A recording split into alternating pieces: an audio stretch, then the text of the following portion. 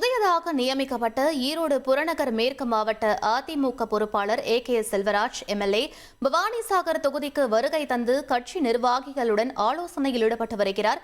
இது பற்றிய மேலும் விவரங்களை எமது செய்தியாளர் கனகராஜ் வழங்க கேட்கலாம். வணக்கம் கனகராஜ், இந்த ஆலோசனை கூட்டத்தில் யாரெல்லாம் பங்கேற்றிருக்கிறார்கள், எது தொடர்பாக ஆலோசிக்கப்பட்டு வருகிறது, முழு விவரங்களை பதிவு பண்ணுங்க. வணக்கம்.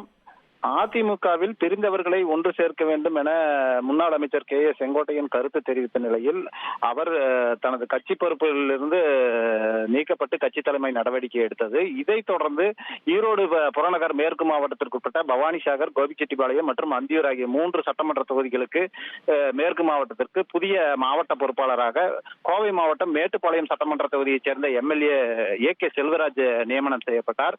அவர் நியமனம் செய்யப்பட்டதை தொடர்ந்து இன்று முதல் முறையாக ஈரோடு புறநகர் மேற்கு மாவட்டத்திற்கு உட்பட்ட பவானிசாகர் சட்டமன்ற தொகுதிக்கு வருகிறார். முன்னதாக பன்னாரியம்மன் கோவிலுக்கு வந்து சாமி கும்பிட்ட அவர் அதைத் தொடர்ந்து சத்தியமங்கலத்தில் உள்ள பவானிசாகர் சட்டமன்ற உறுப்பினர் அலுவலகத்திற்கு வந்தபோது பவானிசாகர் எம்எல்ஏ, பன்னாரி மற்றும் அதிமுக கட்சி நிர்வாகிகள் அவருக்கு சிறப்பான வரவேற்பை அளித்தனர். இதைத் தொடர்ந்து கட்சி நிர்வாகிகளை சந்தித்த மாவட்ட பொறுப்பாளர் ஏ.கே. செல்வராஜ், கட்சி தற்போது வந்து தேர்தலை 2026 சட்டமன்ற தேர்தலை சந்திப்பது குறித்தும் அது தொடர்பாக பூத் கமிட்டிகள் எவ்வாறு அமைக்கப்பட்டுள்ளது என நிர்வாகிகளிடம் கலந்தாலோசனை செய்துவிட்டு ஒவ்வொரு நிர்வாகிகளையும், அதாவது ஒன்றிய, நகர மற்றும் பேரூர் நிர்வாகிகள் ஒவ்வொருவரையும் தனித்தனியாக வரவழைத்து அவர்களிடம் ஆலோசனை மேற்கொண்டார்.